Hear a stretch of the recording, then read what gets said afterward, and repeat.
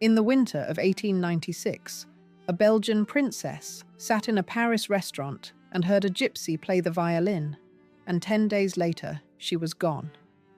She left behind a prince, a palace, and a name that opened every door in Europe. She left behind 2 small children asleep in a nursery she would never enter again. She had been born the richest girl in Michigan, heir to a steel fortune counted in the millions. And she would die in a rented villa in a quiet Italian town, married to a railway clerk her own family had never heard of. The world called her the Runaway Princess. The world had no idea that running away was the only thing she would ever be allowed to keep. If you love the stories that hide behind the famous portraits, the private ruin underneath the public glamour, then subscribe and stay close. What happened to Clara Ward is a story her family spent decades trying to bury, and it is stranger and sadder than the headlines ever guessed. Chapter 1. The richest orphan in Michigan. She was not yet 2 years old when her father died and left her a fortune, and from that morning on, there was no one alive who could truly tell her no. Clara Ward was born in Detroit on the 17th of June in 1873, into a house that ran on iron and water and money. Her father was Captain Eber Brock Ward, and if his name means nothing now, there was a time on the Great Lakes when people could not stop saying it. He was the first millionaire the state of Michigan ever produced, a self-made man who had begun on the deck of a schooner and ended as the master of a small empire. The shape of that empire tells the whole story of the world Clara was born to own.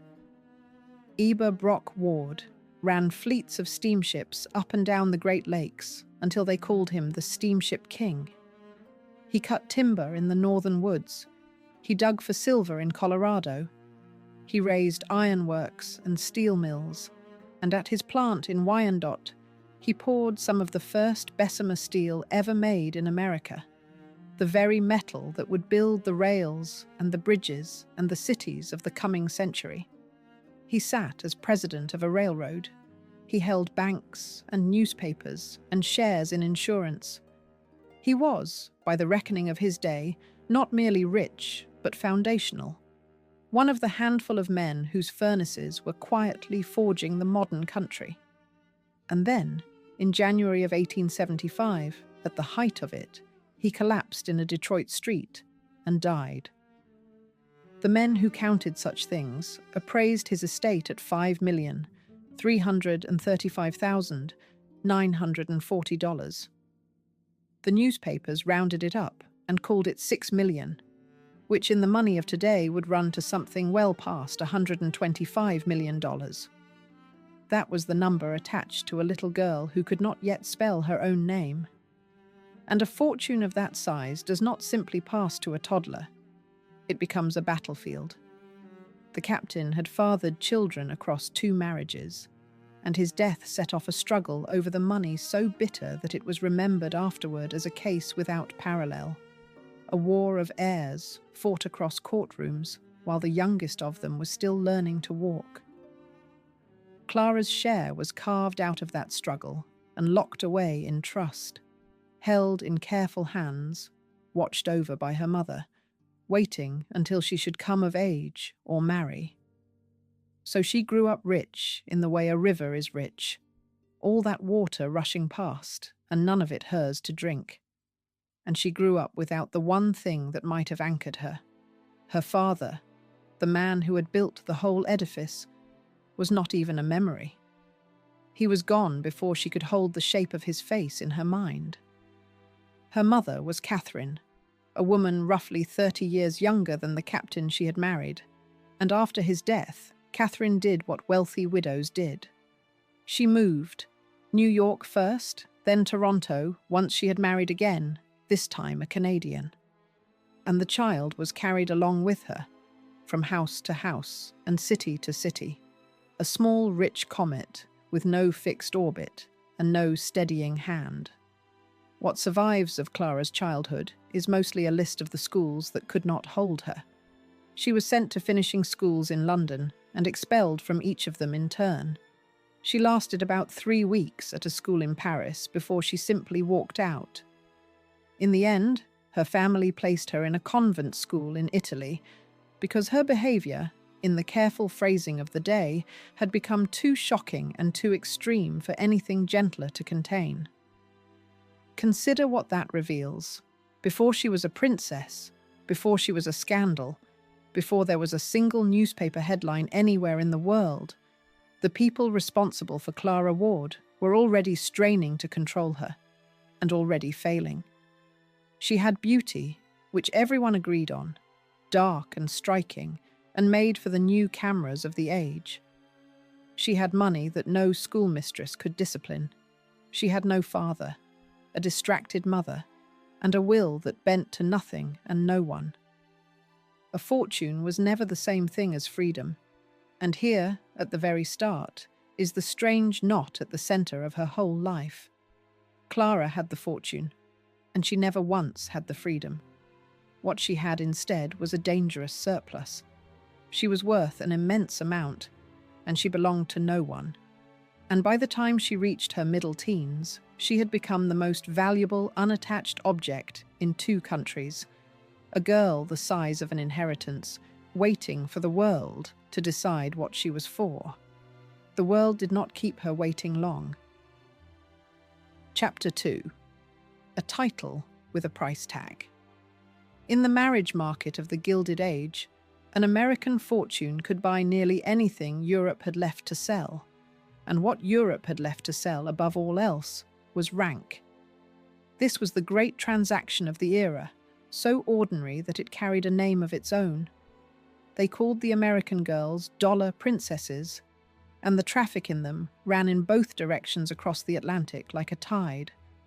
On one shore stood the new families of the United States, rich past counting from railroads and steel and oil, hungry for the single thing their money could not manufacture, which was ancient standing. On the other shore stood the old families of Europe, drowning in titles and crumbling houses and debt, hungry for exactly the thing the Americans held in surplus, which was cash. So the daughters were sent east. A girl and her fortune crossed the water, and a coronet came back the other way, and both sides agreed to call it a love match for the benefit of the newspapers. It was not a rare arrangement. Across these years, scores of American heiresses were fitted to European titles, their dowries shoring up castles their new husbands could no longer afford. The most famous of them, Consuelo Vanderbilt, was marched to the altar to marry the Duke of Marlborough and wept behind her veil. A dutiful girl doing her family's bidding, her enormous fortune poured into the ancient English house of Blenheim. Consuelo is the model of the obedient dollar princess, the one who paid the price and stayed. Clara Ward was about to become her wild opposite, the dollar princess who took the bargain, loathed it, and blew it apart. But that was still to come. First, she had to be sold. She was made for this market the way a diamond is made for a vault. She was young, she was beautiful, and she carried millions. It was only a question of which title would come for her, and in the closing months of the 1880s, one did. His name was Joseph, Prince de Caraman-Chimay, a Belgian nobleman who carried a princely rank older than the American Republic itself, along with a seat in the Belgian Chamber of Deputies. He had, in the flat words of the record, little money and not much in the way of looks. What he had was the one asset Clara's fortune could not buy on its own. He had the word Prince standing in front of his name, and behind him an ancestral house with centuries of history and not nearly enough money to keep it. They married in Paris on the 20th of May in 1890. Clara was 16 years old, a matter of weeks short of 17. The prince was past 30, near enough to double her age. The wedding gown alone was said to have cost $10,000, a sum that in that day could have bought a comfortable house outright and furnished it top to bottom, worn for a single afternoon by a girl who had not yet finished being a child. And when the ceremony ended, the trade was complete. The steel heiress from Detroit rose from her knees as Her Serene Highness, the Princess de Caramon-Chimay. Look for a moment at the arithmetic underneath the romance, because it is the truest thing in the whole chapter. Her father's estate had been valued at more than $5 million. Her dowry alone was reckoned in the millions, given in some accounts as 3.5 million francs, somewhere near $2.5 million, and she is said to have come into roughly $3 million in her own right around the time of the marriage. As a girl, she had already been kept on an allowance of some $40,000 a year, an income most families of the day could not have imagined in their wildest dreams. All of it, the dowry and the inheritance and the allowance, now bent toward a Belgian house that had needed it desperately. Clara did not simply marry into the aristocracy, she refinanced it. The scale of this traffic in daughters is easy to underrate from a distance. Across the closing decades of the century, a long line of American heiresses carried their fortunes across the Atlantic and came home with titles until the newspapers took to running tallies of it, so many millions of dollars married into so many coronets. It was, in its cold way, one of the largest transfers of new money into old rank the world had ever seen, and every last transaction wore the costume of romance. Clara's was simply the one that would end by turning the whole polite arrangement inside out and showing the machinery underneath. For a season, the fairy tale held its shape. She was a princess, in fact, and not merely in feeling, moving through the salons of Paris and the halls of the Belgian court, photographed, admired, envied by every girl who had read of her in the society pages. The great chef, Auguste Escoffier, is said to have honoured her by naming dishes for her, so that her married name appeared on the menus of the finest tables in France. To the readers of those pages, she was the American girl who had done it, who had turned Detroit steel into a European crown. What none of them could see, and what Clara herself was only beginning to feel in the pit of her stomach, was that the crown was far heavier than it looked, and that she had bought herself a cage with the last of her freedom. She had everything the market had promised her, and almost from the first morning, she had begun to suffocate. Chapter 3. The cage was made of gold. She had a palace, a court, and a chef who wrote her name onto his menus, and within a year she wanted to burn all of it to the ground. This is the part of the story the fairy tale always leaves out, the morning after the wedding that stretches on for years.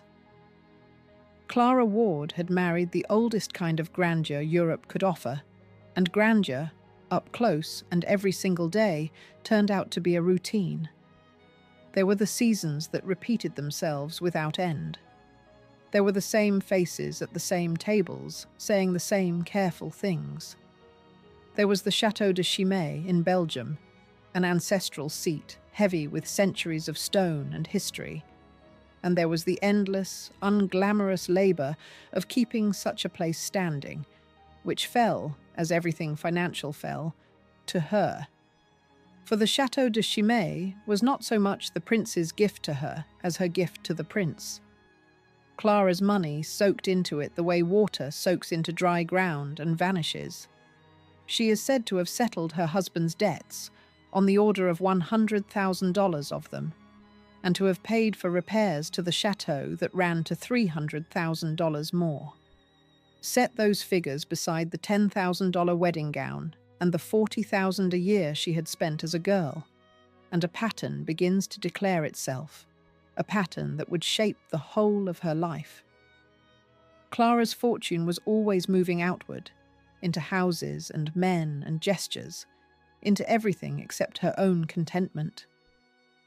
The most valuable thing her father ever made was being spent, steadily and without pause, on other people's grandeur. and it was buying her nothing she wanted. The court was worse than the chateau. Clara had been raised half wild, thrown out of every school that tried to bridle her, and now she was expected to sit still inside the most rigid social machine on the continent, to be decorative and correct and silent. She was not built for silence. There is a story that has followed her name down through the years, and whether it is exact in every detail or polished smooth by retelling, it tells the truth about her all the same. They say she would stand on the high walls of the chateau and fling gold coins down to the villagers below, and watch them scramble and claw in the dirt for the money. Read it one way and it is simple cruelty. Read it another and it is a bored girl doing the only interesting thing she can find to do with the one power she has been left. The power to make money fall out of the sky and set poorer people fighting over it. Either way, hold the image. A princess at the top of a wall, throwing her father's fortune into the mud, just to feel something move. The household around her ran on an army she never saw, and a rhythm she did not set. There were the servants who dressed her, and the servants who dressed the rooms, the cooks and the grooms and the keepers of a great estate. All of it turning on money that flowed out of her and answered to everyone but her. She was the source of the wealth and a guest in her own life. A woman in her position gave orders about menus and gowns and the seating of dinners, and decided nothing that truly mattered. And Clara, who had never once in her life been able to sit still, felt the walls of that arrangement press in from the very first season. She was also, in these years, becoming a mother. She and the prince had 2 children, a daughter, Marie, born in 1891, and a son, Joseph, the little heir to the ancient name, born in 1894. On paper, this should have anchored her for good. A daughter, a son, a title carried safely into the next generation. In truth, the children seem to have held her no more tightly than the castle walls did. Somewhere in her private diary, she is supposed to have written the words that explain everything that follows, and they are worth carrying in the mind through the rest of her story. "The humdrum life is not for me," she wrote. "Ordinary marriage and smug respectability appall me. That is not the sentence of a contented princess admiring her children in the nursery. That is the sentence of a woman quietly describing the shape of her prison. Set her fortune in the scale of the world she moved through, and the confinement only sharpens." Clara belonged to an aristocracy where a single great ball could cost a small fortune, where households ran on armies of unseen servants, where a woman of her rank was surrounded every hour by a wealth so total it had become invisible, like air. She could command all of it and direct almost none of it. The money was watched. The days were fixed. The role was written before she arrived, and it did not change to suit her. Here is the cruel arithmetic of Clara's rise, seen from the very top of it. She was, by every measure of the age, one of the most fortunate women alive. She owned a fortune. She had married a title centuries old. She had a palace, a court, 2 healthy children, and a face photographers begged to capture. She had won, cleanly and completely, the exact game the whole Gilded Age had trained her from birth to play. And she stood on the wall of her own castle throwing gold into the mud, because the single thing none of it had bought her was the feeling of being free. A scandal that is said to have touched even the Belgian king helped push the young couple out of Brussels and toward Paris in the middle of the 1890s. Clara did not know it yet, but Paris was the city where the cage door had been left standing open. All it would take was the right sound to make her bolt for it. That sound, when it finally came, was a violin. Chapter 4. The Violin That Undid a Life. On a November night in Paris, a dark and slender man lifted a violin to his chin, and a princess forgot that she was one. It was 1896. Clara and the prince were living in the city now, and one evening they were dining out in one of those Paris restaurants where a gypsy band moved among the tables and played for the diners as they ate. Among the musicians was a Hungarian Roma violinist named Gypsy. He was not tall, and by most accounts he was not handsome.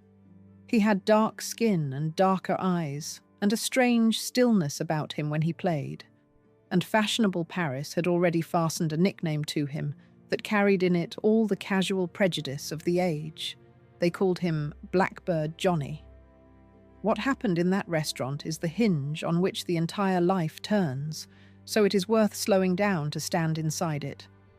Picture the room, the heavy white linen, the warm gaslight, the low, steady roar of a fashionable crowd at its dinner. At one table sits a princess in her middle-20s, wearing a name half of Europe would have killed for, bored to the very bone with the man seated across from her. And then the music comes closer, table by table, and a violinist she has never seen before begins to play.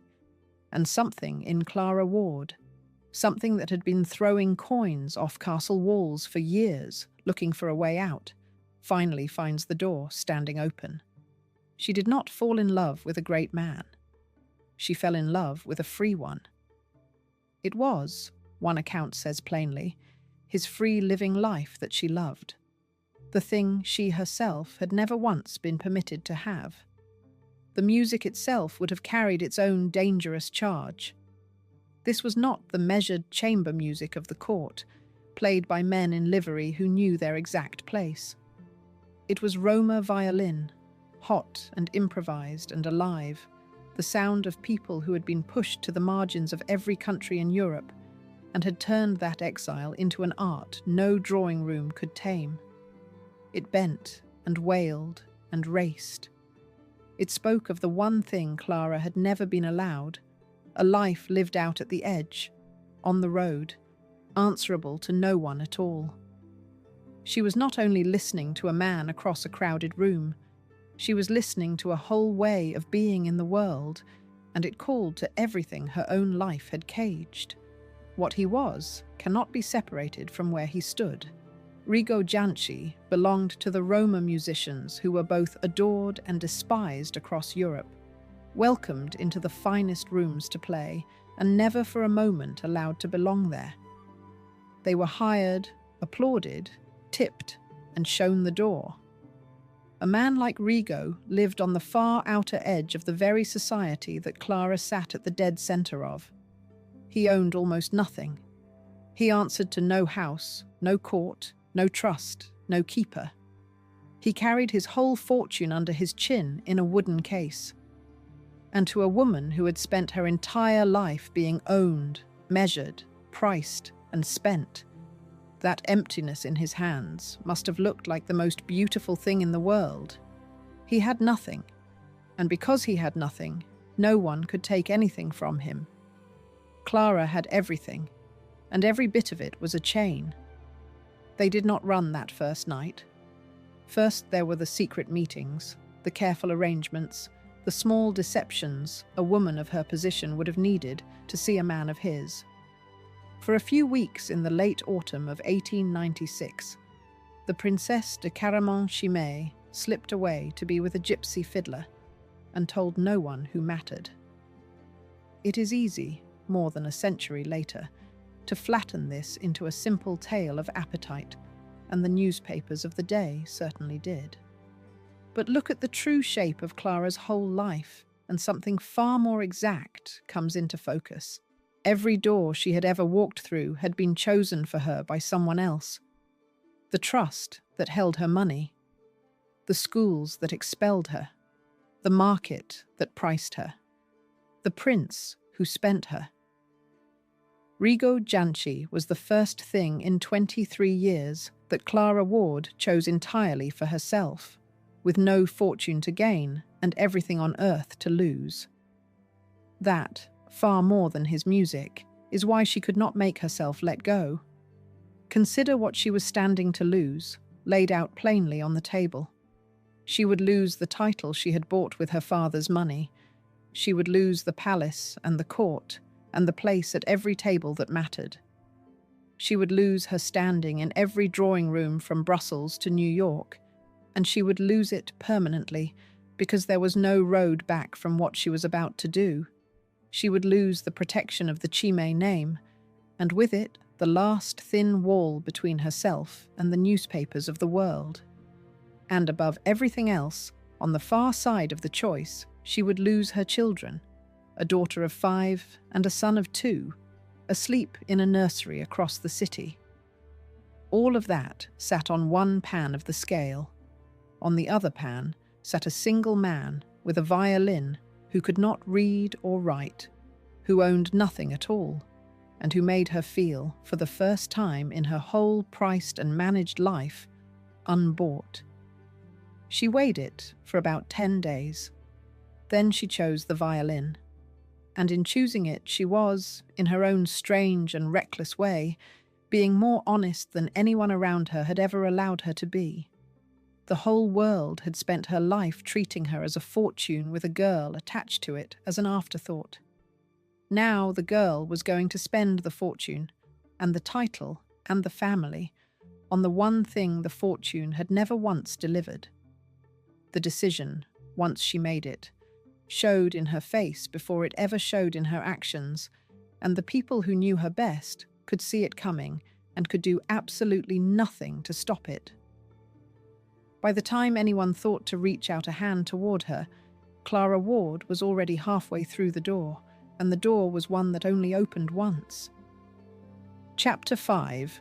Gone with a Gypsy. The newspapers found the phrase before the family found the note, and by Christmas, the whole world knew. In December of 1896, Clara Ward left her husband, left her children, and ran off with Rigo Janci. One account puts it at 10 days from the first meeting to the flight, a courtship measured not in seasons or even months, but in a handful of stolen nights. And the moment she was gone, the story stopped belonging to her. It belonged now to the press, and the press would not give it back for the rest of her life, nor for 100 years after her death. It is difficult now to convey the sheer size of this. A dollar princess quietly leaving a cold marriage was a private sorrow, the kind of thing whispered about at dinner. A dollar princess abandoning a prince and 2 small children to run away with a penniless gypsy violinist was a transatlantic sensation, the sort of story that sold out editions in every city with a printing press. In her home state of Michigan, the Ludington Record ran the news on the 24th of December, 1896, under a headline that would cling to her name forever after.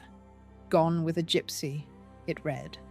And beside the words, the paper printed a woodcut of the scene, so that ordinary families opening their newspapers on Christmas Eve could gaze upon the ruin of the richest girl their state had ever produced, and shake their heads and feel the warm satisfaction of the respectable watching the fall of the grand. For the Ward family in America, the shame arrived on the same wires that carried the story to everyone else, and there was no controlling it. Their girl, the heiress they had married so carefully into European rank, the return on a fortune and a title, had made herself the punchline of the civilized world. The dollar princess bargain had always carried a quiet promise underneath it, that the money bought not merely a coronet, but respectability, a permanent seat at the highest tables. Clara had taken that promise and set fire to it in the most public way a woman could. Every other American family with a daughter and a title now had a cautionary tale hanging over their own careful arrangement, and the tale had Clara's name written across the top of it. The legal unwinding, when it came, was swift and one-sided.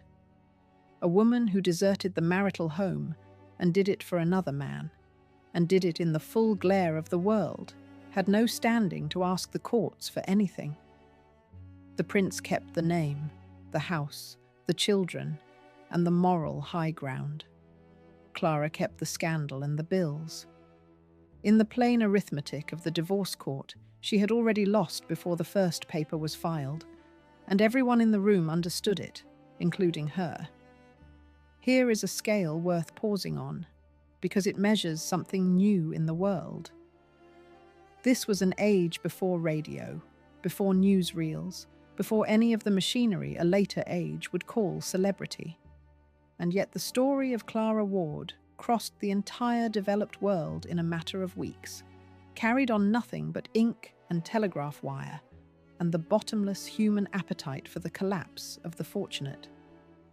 Her name became known, almost overnight, to millions of people who would never lay eyes on her, in Detroit and Paris and Budapest and London, and 1,000 towns between them. She had spent her whole life as a private fortune held behind glass. She woke one December morning, transformed into public property, and public property she would remain, argued over and gossiped about until the day she died and for the long century that followed. What the papers could not squeeze into a headline was the machinery of the fall, which was already grinding forward. She had not simply dissolved into a romance. She had detonated a marriage that held within it a title, a fortune, and 2 heirs to an ancient house. And such things do not come apart quietly or cheaply. There would have to be a divorce. There would have to be a settlement, argued clause by clause. There would have to be, somewhere in the cold, fine print, a decision about the children. And everyone already knew that decision would be made not in Clara's favour, but in the prince's, as such decisions almost always were. The law of the age did not exist to shelter a woman like Clara. It existed to protect the name and the bloodline she had just betrayed, and it would do its work on her without mercy. And there is a bitter detail buried in the timeline, one the scandal sheets savoured above all the rest. Clara ran to Rigo before either of them was legally free to marry. His own divorce was not yet final. So for a stretch of that first year, the couple simply lived as though the rules of the world did not apply to them. A runaway princess and her gypsy fiddler, keeping open company in defiance of church and court, and every newspaper editor in 2 hemispheres. The tabloids shrieked the word bigamy. The society pages predicted her doom in tones of delighted horror, competing to describe just how far and how finally she had fallen. Clara, for her part, did not hide, did not travel under a false name, did not apologize, did not so much as flinch under the glare. She had weighed her choice on the scale in that Paris restaurant, and she meant to live inside it, whatever it cost her. What it would cost, she was about to be told in a courtroom, was the 2 small faces she had left sleeping behind her. That was the bill the divorce would set down in front of her, and it came due with terrible speed. Chapter 6. The children she agreed to leave. The price of her freedom was written into a divorce settlement, and it was paid in the only currency that ever truly mattered. When the marriage of Clara Ward and the Prince de Chimay was formally dissolved, in January of 1897, only weeks after she had fled, the terms of the parting laid bare the whole grim truth about a woman's place in that world.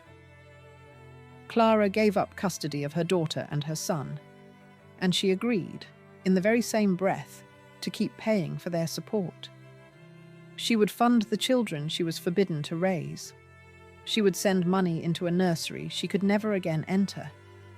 It was the cruelest arithmetic of her entire life, and she signed her name to it. This is the beat the title of her story turns on, and it deserves to be looked at without flinching, because it is the thing that made her monstrous to her own age and human to ours. A mother left her children. There is no softening it, and no honest reason to try. A girl of 5 and a boy of 2 woke into a world that no longer contained their mother, and grew up inside the very grandeur she had run from, raised by the name she had thrown into the street. Whatever else Clara Ward was across her strange life, she was also the woman who did that, and she knew it, and she carried it out of Paris with her like a stone sewn into the lining of her coat for the rest of her days. And yet, set the leaving inside the whole life that produced it, and it stops being a simple act of wickedness and becomes something colder and sadder. The decision of a woman who had never once been allowed to decide anything else. Clara had been a fortune before she was a person, a dowry before she was a daughter, a title before she was a mother. Every institution that had ever touched her, the trust, the market, the marriage, had handled her as a thing to be managed and spent. When at last she seized the one freedom no one could sign away from her, the freedom to stand up and walk out the door, the law made her pay for it with her son and daughter, because the law understood exactly where a woman like Clara could be wounded most deeply. She chose freedom over her children. It is the darkest thing she ever did. It is also, seen clearly and whole, the choice of someone who had been handed nothing but bad choices from the cradle, and who finally took the one that at least belonged to her and no one else. The children she left did not vanish from the earth, though they vanished from her daily reach. The daughter, Marie, would live on into the years between the great wars. The son, the little prince, would die young, in his middle 20s, both of them raised inside the Chimay name their mother had discarded like an old coat. Clara paid toward their keep across the years, a strange and distant motherhood conducted entirely through bank drafts, love expressed in the only language the settlement had left her, which was money. Whatever passed between her and those two children in the privacy of her own mind, she left almost no record of it behind. And perhaps that silence is its own kind of answer. Imagine for a moment that you are the girl of 5 in that nursery. Imagine the door that does not open, the mother who does not come, the careful adult voices that never quite explain. That is the wound at the heart of this story, and it did not heal, not for the daughter, and in its own way not for Clara either. She did not, in the aftermath, perform the remorse the world demanded of her. Asked in her own way to account for herself, she answered with a plainness that scandalized everyone who heard it. "I am done with it all," she said. "I wanted to be free." And of the aristocratic society now busily bolting every one of its doors against her, she said something harder still, a line that reads across the years like a woman spitting out a bit she had been made to chew far too long. "It does not want me," she said, "and I do not want it." There it is, the whole rebellion folded into a single sentence. The most exclusive society on earth had decided it was finished with Clara Ward, and Clara Ward wanted the record to show that the feeling was entirely, gladly mutual. But defiance is not the same thing as escape, and here the second, quieter tragedy of her life begins to take its shape. Clara had believed that leaving would make her free. What leaving actually did was strip away the last thing standing between her and the world, which was the Chimay name. Without it, she was simply a very rich, very famous, very ruined woman, alone with a gypsy violinist and an unquenchable appetite for spectacle. The doors of society were shut and bolted. The children were gone. The scandal was permanent and would follow her into her grave. And so, having lost the entire respectable world in a single stroke, Clara Ward did the one thing left to a woman in her position who refused to simply vanish. If she could not have the world's respect, then she would take its attention instead, seize it with both hands. She walked onto a stage, and she took off very nearly everything she was wearing, and she dared the whole watching continent to look at her. Chapter 7.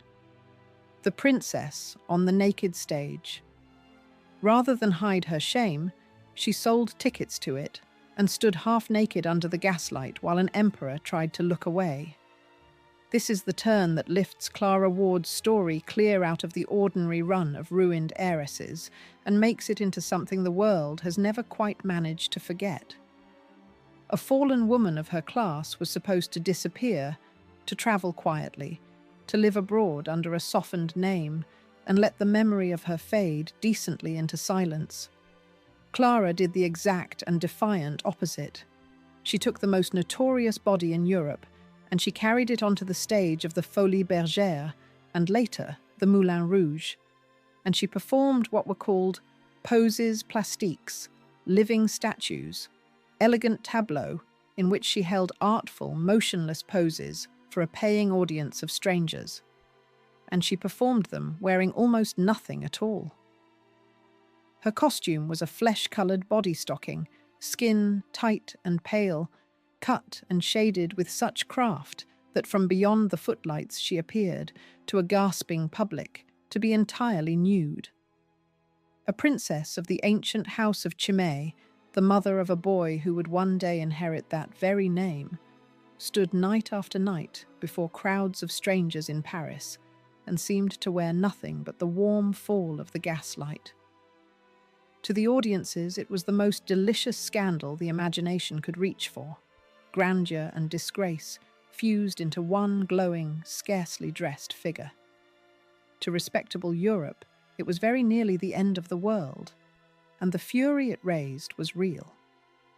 There is a story that one of her performances had to be called off because the audience had come armed with rotten vegetables, intending to pelt the fallen princess off the stage. She provoked the mob and the emperor alike, and she did not stop. The poses plastiques themselves belonged to a strange corner of the age, a form that wrapped the display of a near-naked body in the respectable language of classical art. A performer would hold the attitude of a statue, a goddess, a figure lifted out of some famous painting, and the audience could tell itself it had come for culture rather than for skin. Clara understood the game perfectly and played it without a shred of shame. She handed the crowds their classical alibi and their scandal in the very same breath, and she left them to argue among themselves afterward about which of the two they had really paid their money to see. Now watch what happened to Clara's face, because her face is the thread that runs through the whole of this story. She had been a photographed beauty since her wedding day, her portrait admired in the society pages by girls who dreamed of her fortune. Now that same face, that same body, went out into the world by the tens of thousands. Her image was printed onto postcards and onto the little collectible photographs called cartes de visite, and they sold clear across the continent to people who had never come within 1,000 miles of a Paris theatre. She became, in an age just learning how to mass-produce a human face, one of the very first women to be famous purely for being looked at. The bored princess on the castle wall had turned herself into a product, and the product was her own scandalous image, and it flew off the shelves faster than the presses could print it. She had run away to stop being a thing that other people owned. She had become, instead, a thing that everyone could own for the price of a postcard.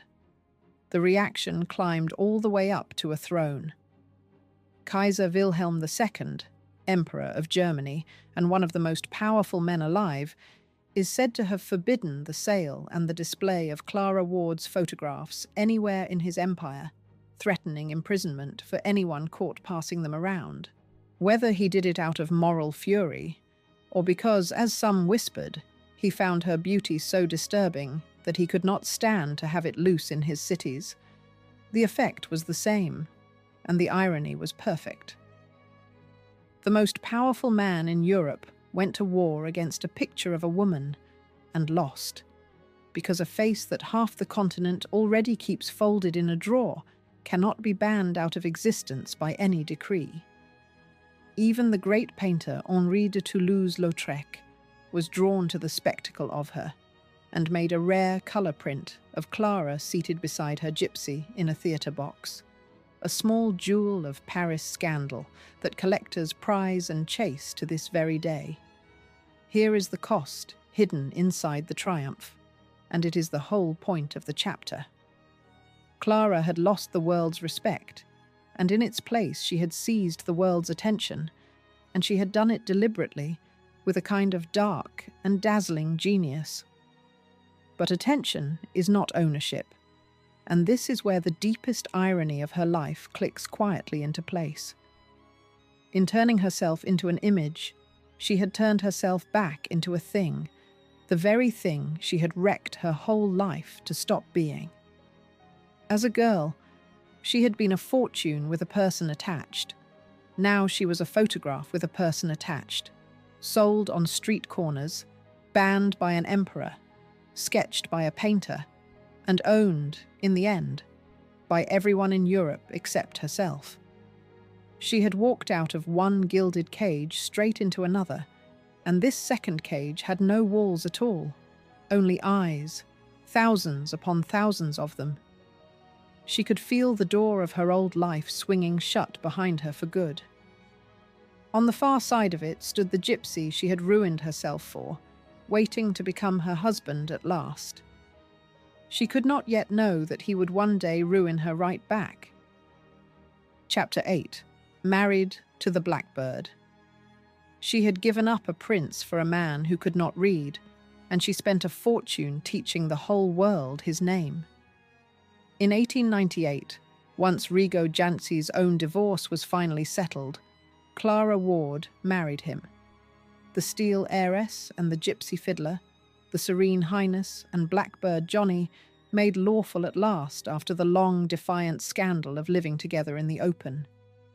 If the marriage to the prince had been a cold transaction dressed up as a romance, this was the mirror image of it, a romance with no transaction of any kind underneath.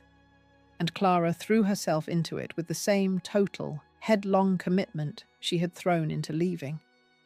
She also threw money into it, in quantities that made even her own gilded past look almost thrifty. The stories of Clara's spending on Rigo have swollen in the retelling, and the wildest of them should be held at arm's length.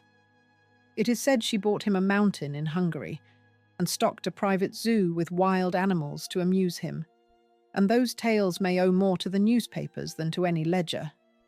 But even the sober core of it is astonishing. She kept him in a style no wandering musician had ever known or dreamed of. She bought him fine violins and finer clothes. She funded their endless travels as they toured the continent together, the famous couple, the runaway princess and her fiddler, drawing crowds who came as much to gawk at the scandal as to hear the music. The pair are said to have journeyed as far as Egypt, and there, in one of the tenderest details in the whole record, Clara is supposed to have taught Rigo his letters, teaching a grown man to read and to write, so that her fortune bought him not only comfort and silk, but the alphabet itself. They marked their bond in a way no aristocrat ever would have dared, with matching tattoos inked onto their left arms, a permanent brand of a love the entire world had told them was impossible. Consider the scale of the transformation, because it is one of the strangest inversions the Gilded Age ever produced. Here was a fortune built by Captain Eber Brock Ward out of Great Lakes steel and Colorado silver and Michigan iron, one of the great industrial fortunes of the American century, hammered together by a man who drove ships and furnaces and railroads to the limit. And it was now being spent to buy tailored suits and reading lessons for a Roma violinist from Hungary. The money that had raised ironworks in Wyandotte was buying violins in Paris and rail tickets across Europe. Every dollar the captain had wrung out of men and machines was flowing out through his daughter's hands, into the hands of a man the captain could never in his life have imagined. And Clara did not care in the smallest degree. For a few years, she may even have been happy, or as near to it as her restless, hungry nature ever came. The tours were their own kind of spectacle, and the crowds that came were not always kind. People paid to see the woman from the newspapers, the princess who had thrown a crown into the gutter, and Rigo played his violin while they stared at her. What had begun as a love affair had hardened, without either of them ever quite naming it, into an act. She had turned her ruin into a stage show once already, at the Folies Bergère, and now the marriage itself was becoming one. The two of them carrying their own scandal from city to city, and selling tickets to the very thing that had destroyed her old life.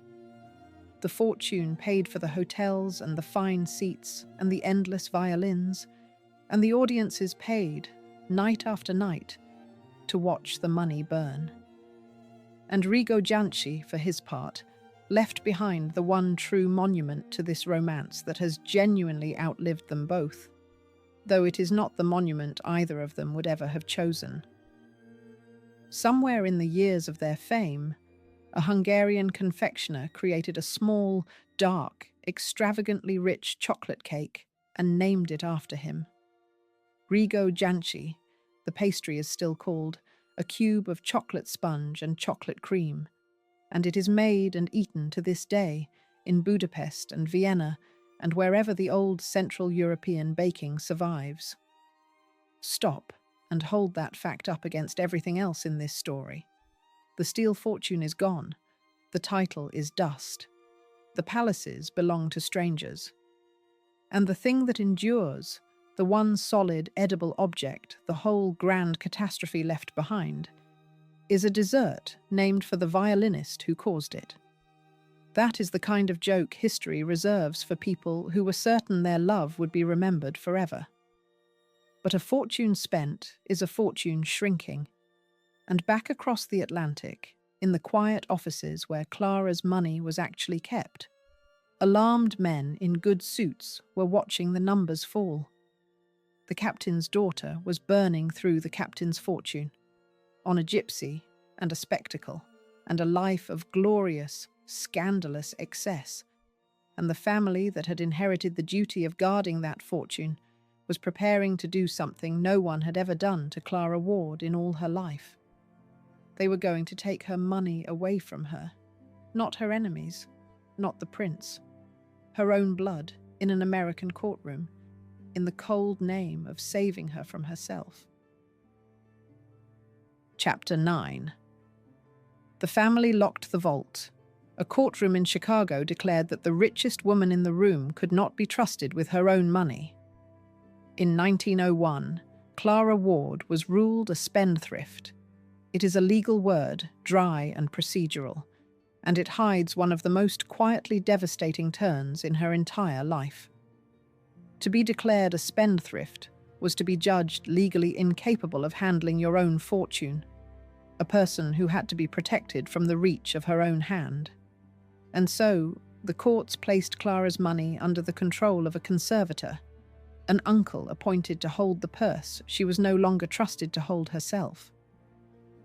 The steel heiress, the serene highness, the woman whose face an emperor had tried to ban from his empire, was now, in the plain eyes of the law, something close to a child who could not be left alone with the family silver.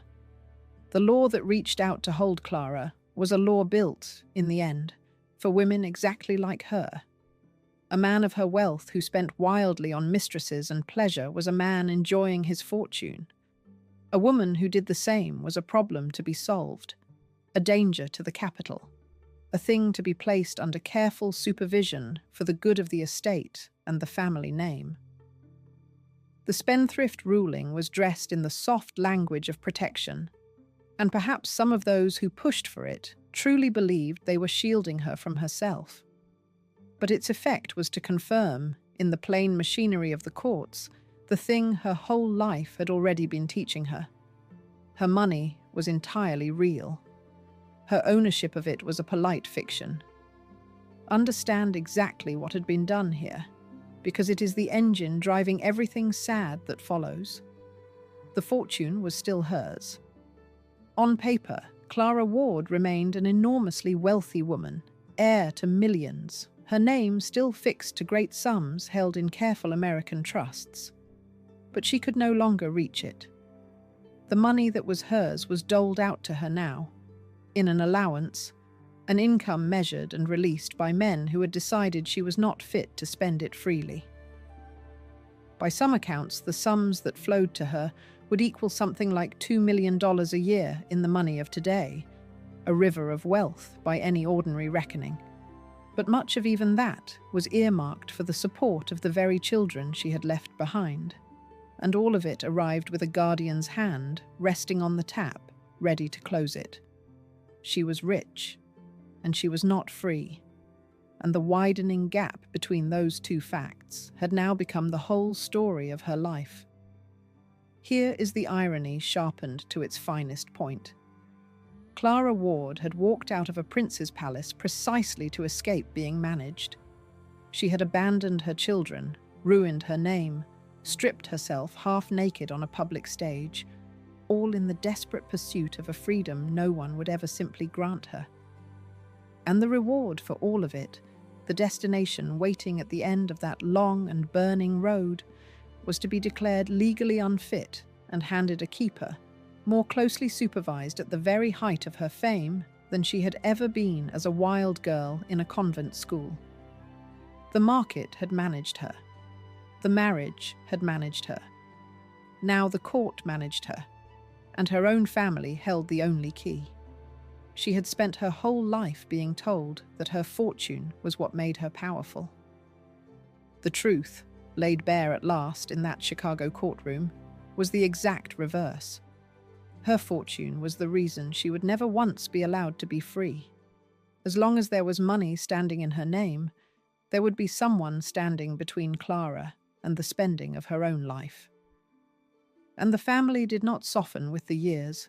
When Clara's mother, Catherine, died, and her will was read aloud in the middle of the following decade, it contained a final, freezing measure of just how completely her own people had come to distrust her. Out of an estate worth well over $1 million, Catherine left her scandalous, famous, ruinous daughter the sum of $1,000. 1,000 against more than $1 million. It was not poverty. Clara would never, in the strict sense, be poor. It was a message, carved into law and read out over a coffin, that Clara was not to be handed anything she might actually get her hands on and spend. Even her own mother, at the very last, treated her not as a daughter to be enriched, but as a leak to be sealed. Picture her, then, in these middle years of her life. Still young by any fair reckoning, not yet 30 when the spendthrift ruling came down upon her. Still beautiful, still famous across the whole width of the world. Still, on paper, a millionaire many times over. And yet a woman who could not command her own accounts, whose mother would leave her a pittance out of a fortune, whose long fight for freedom had cost her everything and bought her nothing but a keeper and a monthly sum. Into that strange, gilded confinement came the next blow, and it fell from the one direction she had never thought to brace against. The man she had burned her whole life to keep was about to decide that he was finished with her. The blackbird was getting ready to fly. Chapter 10. The blackbird flew away. The man she had ruined herself for grew tired of her and left the way she had once left a prince. For all the fortune Clara had poured out over Rigo Gianchi, for all the violins and the tailored clothes and the reading lessons and the tattoo burned into her arm, the marriage did not hold. By around 1904, some 6 years after they had made it lawful, and roughly 8 since that first electric night in the Paris restaurant, it was over. The reasons given are the oldest and most ordinary in the world, and they must have been unbearable to a woman who had paid so much and so publicly for so little. Rigo, it was said, had a temper. He had expensive tastes she could no longer entirely feed, now that her own money came to her on a leash, and he had a wandering eye. Blackbird Johnny had been unfaithful, and then he was gone. For a woman who had given up quite literally everything for this one man, the manner of the ending must have been its own particular torture. She had not been left for a grand rival or a great passion. She had been left in the ordinary way, worn out, cheated on, set aside for something newer, the fate of 1,000 discarded wives who had never once risked a fraction of what she had risked. All of the scandal and the sacrifice, the abandoned children and the ruined name and the emperor's ban, had bought her a marriage that ended in the most common way a marriage can end. The sheer grandeur of what she had thrown away only made the smallness of the ending harder to bear. There is a terrible symmetry in it, and Clara, who was nothing if not clear-eyed about the wreckage of her own life, must have felt the exact shape of it close around her. She had walked out on the prince, on the palace, on her children, on the entire respectable world, in the name of a passion she had sworn was worth every piece of the ruin. And now, the very object of that passion was walking out on her, tired of her, moving on to someone newer and easier, leaving her precisely as she had once left another. The runaway had been run away from. The woman who had taught a gypsy how to read had now taught herself, at brutal last, how the other side of an abandonment feels from the inside. And this is where a particular handful of words from Clara rises up out of the record and lights the whole road ahead. Late in her life, trying to explain why she kept marrying, why she could not simply stop and stand still, she said something that unlocks the entire final act of her story. "I cannot be alone," she said. "I am unhappy like that. I shall marry once again." Read those 3 short sentences slowly, and then read them again, because they are the truest confession Clara Ward ever made about herself. Everyone had always seen her as the woman who leaves, the one who walks out, the one who cannot be held by any door or vow. But underneath the scandal was a woman terrified of the empty room, a woman who needed another person beside her so badly that she would take almost anyone at all, rather than face the silence alone. The great rebel, the woman who had thrown away a prince and 2 children in the sacred name of her own freedom, could not bear to spend a single season by herself. That fear is the thread that pulls her down through the last long stretch of her life. And it is the key to everything that seems, from the outside, like mere recklessness. A woman who cannot be alone, who has already lost her family and her standing, and now her one great love, who is watched over by a keeper and cut off from the free use of her own wealth, is a woman with very little left to steer by. She had spent her whole fortune of choices. She had chosen the violinist over the prince and been ruined for it, and now the violinist was gone, and the choosing had not made her happy, only more alone than she had ever been. There is a particular loneliness reserved for people who win exactly the thing they fought for and find it empty in their hands. Clara had wanted the violinist more than she had wanted her children, her title, or her good name. She had won him, married him, kept him in silk, and taught him his letters, and he had walked out on her anyway. The one free choice of her whole life, the choice she had paid for with everything she owned, had turned to nothing, and there was no one left to blame and nowhere left to run that she had not already run. All that remained to her was the terror of the empty room, and from here on the terror would make her decisions for her. It would push her into the arms of men far below the world she had been born to, each one standing a little lower than the last, in a slow, deliberate descent that she seems to have understood perfectly well and been entirely powerless to stop. She would keep her word. She would marry once again, and then again after that. Chapter 11. The long way down. A prince, then a violinist, then a waiter, then a station clerk, each husband a rung lower than the one before. This is the arithmetic of Clara Ward's decline, and she walked down every single step of it with her eyes wide open. After Rigo, unable to endure the solitude she had confessed she could not survive, she married again.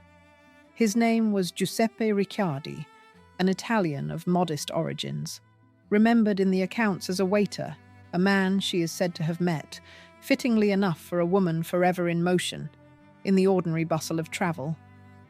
They married in the years just after the turn of the century and stayed together for a stretch of years, and for a while the runaway princess kept house with a former waiter, a very long way indeed from the marble halls of the Belgian court. That marriage ended in 1911, and it ended in a way that carried its own bitter echo of everything before it. Clara, the woman who had been left by her gypsy husband for another, was now herself accused of straying, this time with a servant in her own household, a butler, and the marriage came apart on the scandal of it. Around and around the same wheel she went. She had betrayed the prince. Rigo had betrayed her. Now she had betrayed Ricciardi, or so it was said, and the pattern of her life kept folding back on itself, the same betrayals in shabbier and shabbier costumes, each turn a little smaller and a little sadder than the one before it. The names of the men grew humbler, the stakes grew lower, and the newspapers, which had once splashed her across their Christmas Eve editions with a woodcut and a shudder, paid her less and less attention. A ruined princess is a sensation the whole world wants to read about. A woman past her middle years on her fourth marriage to a nobody is merely a footnote, and barely that. She moved through these years like a woman crossing a wide, emptying room, each marriage carrying her a little further from the door she had first come in by. The world that had once hung on her every scandal now looked away. The society that had cast her out no longer even troubled itself to gossip. The fortune that trailed behind her, guarded and untouchable, made her a curiosity to the humble men she married, and perhaps a meal ticket, and perhaps now and then, something warmer than that. But no husband and no fortune could reach the thing that was actually wrong, which was not poverty, and not even loneliness exactly, but the slow exhaustion of a woman who had spent all her choices early and had nothing left to spend but time. And there was a fourth marriage, the last and the strangest, the one she kept hidden even from her own family. In her final years, Clara married an Italian railway man, a station master or clerk somewhere in the north of the country, a person so far beneath the world of her birth that his very name survives only in garbled and uncertain form, spelled one way in one account and another way in another, as though the world could not be bothered to get it straight. This was no longer the dollar princess and her prince. It was no longer even the heiress and her celebrated Gypsy. This was a fading, once famous woman, watched over by distant trustees, marrying a minor official at a provincial railway station, and telling no one back home that she had done it. The girl who had married a title older than the American Republic now shared her name with a man who sold tickets to trains, and she folded the fact away like a secret too small and too sad to bear explaining. Trace the full descent in a single unbroken breath, and the shape of it is almost unbearable to hold. She began as the daughter of the richest man in Michigan, an heiress to millions before she could walk. She rose to serene highness, princess of an ancient house, mistress of a palace and a court. She fell to the stage of the Folies Bergère, half naked before crowds of strangers. She became the wife of a gypsy fiddler, then the wife of a waiter, then the wife of a railway clerk, each marriage a step further from the pinnacle where she had begun, each one chosen by a woman too frightened of the empty room to hold out for anything better than the next warm body. And through all of it, the cruelest fact of her life never once changed. She was still, on paper, a wealthy woman. The trusts still held her name and her millions. The money was still there, locked away safe in America, watched by careful men who released it to her in small and grudging drops. Clara Ward went down the long stairway of her life with a fortune in her pocket that she was never allowed to spend on the single thing she truly wanted, which was simply not to be alone. And at the bottom of that stairway, in a quiet Italian town she had no earthly reason to have chosen, the last door was standing open, waiting for her to walk through it. Chapter 12. The Villa in Padua. The runaway princess died in a rented villa, and it took a telegram from a stranger to tell her family that she was gone. Clara Ward spent the end of her life in Padua, a handsome old city in the north of Italy, far from Detroit, and farther still from the court of Belgium, living quietly with her fourth husband, the railway man, whose name the world could never quite keep straight. There were no more scandals now. There were no more headlines, no more emperors banning her picture, no more crowds with rotten vegetables or with roses. There was only a once famous woman growing older in obscurity, in a country not her own, with a fortune she was not permitted to touch and a family that had mostly stopped speaking her name. It is worth sitting for a long moment inside the strangeness of that ending, because it is the whole tragedy pressed down into a single image. Somewhere in Padua, there was a middle-aged woman who had once worn a $10,000 wedding gown, whose photograph had sold on street corners across an entire continent, whose beauty an emperor had gone to war against and been beaten by. And she was passing her ordinary days as the unremarkable wife of a minor railway official, in rooms she rented, in a town she was not from, her enormous fame worn down to a thing that had happened long ago, to someone else, in another life entirely.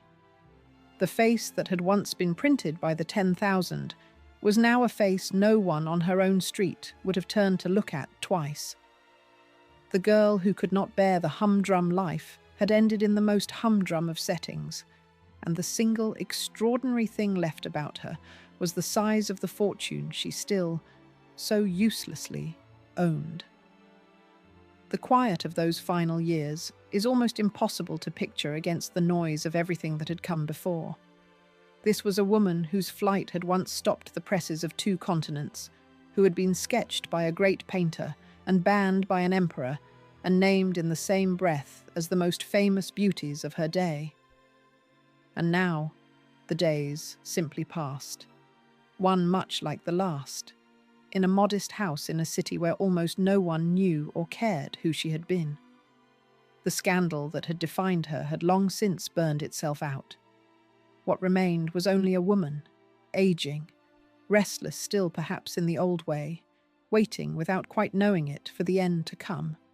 In the winter of 1916, as the wider world tore itself apart in the first of its great and terrible wars, Clara Ward fell ill with pneumonia, and in that rented villa, on the 9th of December 1916, she died.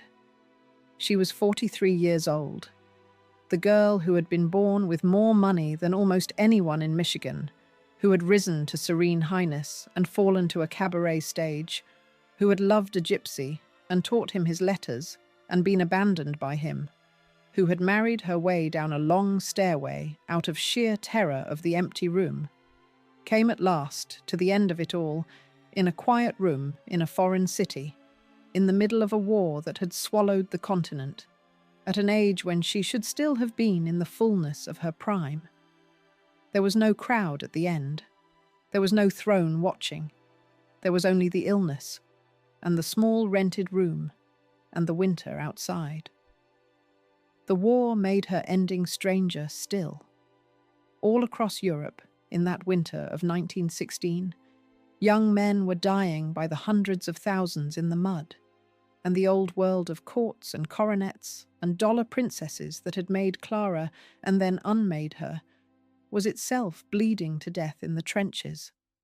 The whole glittering machinery of the Gilded Age, the marriage market and the ancient titles and the iron certainty that money and rank would order the world forever, was being blown apart at the very moment its most notorious runaway lay dying in a rented Italian room.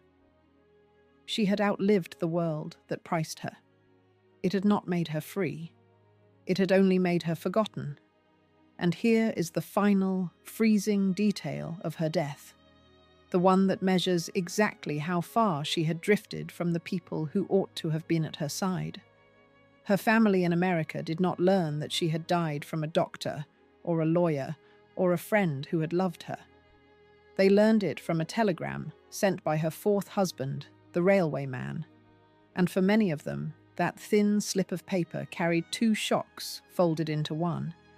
It told them Clara was dead, and it told them, for the very first time, that she had married a fourth time at all, to a man they had never once heard of.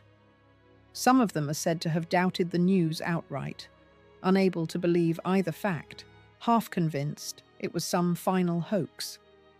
That is how completely the runaway princess had vanished from the world of her birth.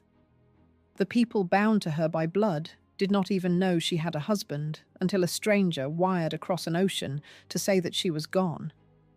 She was buried in Padua without ceremony and without crowds, an ocean and a lifetime away from the fortune that still bore her name. Chapter 13. The fortune that outlived her. The woman everyone said had died penniless left more than $1 million, and not one of those dollars had ever truly been hers to spend. This is the twist that turns Clara Ward's story from a simple tale of ruin into something far stranger and far sadder. And it is the part that almost everyone gets wrong. The legend, repeated and worn smooth over a century, is that Clara died broke, the ruined heiress who threw away everything on a gypsy and ended with nothing at all. It is a tidy story, and it is false. The truth is worse than the legend, because the truth is that she died rich and dispossessed at the very same time, and those two words set side by side are the real epitaph of her life. When Clara Ward's estate was appraised after her death, it was found to hold $1,124,935 in cash, along with another $50,000 or so in real property. Set that number against the legend for a moment, and let the two of them stand together. The woman said to have died penniless, left behind, in ready cash alone, more than $1 million, a sum that in the ordinary world of her day was an immense fortune, enough to raise families and found businesses and change the course of lives. She had spent lavishly, recklessly, gloriously for 20 long years on violins and travels and men and spectacle and gold thrown off castle walls, and still, at the very end, more than $1 million stood untouched in her name. The reason is the whole point of everything. She had never been allowed to spend the principal. The trusts and the conservator and the careful American men in their quiet offices had done their appointed work exactly as designed. They had protected the fortune from Clara so completely and so successfully that it outlived her, whole and intact. A great mound of money that had sat behind glass, while the woman it belonged to went down her long stairway into a rented room in Padua. There is a bitter perfection to it that even a novelist might hesitate to invent. The men who guarded Clara's fortune were, by their own lights, a complete success. They had been charged with keeping the captain's money safe from the captain's daughter, and they had done it, flawlessly, to the end. The principal survived her. The trust held. Every rule was honoured, every dollar accounted for, and at the close of it all, a woman had lived and died without ever once being allowed to hold the thing that was supposedly hers. The fortune won, Clara lost, and the ledger, balanced neatly to the last cent, recorded the whole outcome as though it were a job well done. And note where that money went at last, once she was finally, in death, past the reach of the men who had guarded it from her. Her estate was divided into trusts, and the list of who received it tells the last tangled chapter of her heart. A share went to her third husband, the former waiter Ricciardi. The rest was divided between her two children, the daughter and the son she had left asleep in that Paris nursery some 20 years before. The very children she had abandoned, but had never, in all her wandering, entirely stopped paying for. And her fourth husband, the railway man who had sent the telegram, the one who had actually been beside her when she drew her last breath, received nothing at all. Even at the very end, the machinery of the money made the decisions that a heart might have made differently, sorting her fortune among the people the law recognized and leaving out the ordinary man who had simply, quietly, been there in the room. It is worth naming plainly what that final accounting means, because it is the very thing the tidy legend of the penniless princess erases. Clara Ward was never rescued from her fortune, and she was never once freed by it. The money shadowed her from the cradle, choosing her marriage, her keepers, her allowance, and at the last, even her heirs. And it did all of this while remaining, in every way she could actually feel, held just out of her reach. To call her broke at the end is almost a mercy, because broke would at least have meant the fortune was finally spent and done with her. The truth is colder. It never spent itself, and it never let her go. So set the two images side by side one final time, because everything Clara Ward's life meant lives in the gap between them. On the one side, a woman dying of pneumonia in rented rooms in a foreign town, buried without ceremony, married in secret to a station clerk, mourned by almost no one who had known her in her glory. On the other side, a vault in America, holding more than $1 million in her name, money she had owned every single day of her adult life and had almost never once been free to touch. She did not die broke. She died dispossessed, which is a colder and lonelier thing entirely. She died owning a fortune that had never, in any way that actually mattered to a living person, belonged to her. A fortune was never the same thing as freedom, and Clara Ward proved it with the whole of her strange life, and then proved it one final time, from beyond the grave, with the balance sheet of her death. Chapter 14. What a fortune could not buy. All that survives of a life once counted in the millions is a chocolate cake, a banned photograph, and a character in a novel. Walk through what remains of Clara Ward, more than 100 years after that quiet death in Padua, and what is left is a scattering of strange, small relics, not one of them a thing she would ever have chosen to be remembered by. The steel fortune is gone, dissolved into other hands and other names. The title she paid so dearly for belongs now to history and to genealogists. The palaces still stand, but for other reasons and other visitors who pass through them without a thought for the American girl who once threw coins from the walls. What is left of the richest girl in Michigan is a handful of oddments that the world happened, almost by accident, to keep. There is the cake, of course, the Rigo Gypsy, still sold in the pastry shops of Central Europe, a dark little cube of chocolate named for the violinist who ruined her, sweeter and far longer lived than the love that made it. There is the rare colour print by Toulouse-Lautrec, Clara and her Gypsy, together in their theatre box, now a treasure hunted by collectors, a scrap of Paris scandal transformed into fine art hanging behind glass.